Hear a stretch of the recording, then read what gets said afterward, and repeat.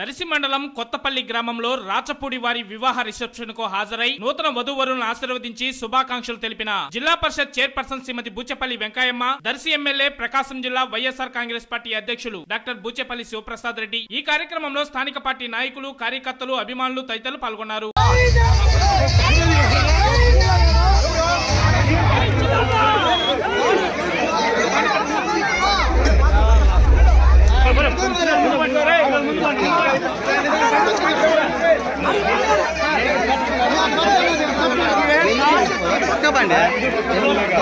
పట్టుకోబండి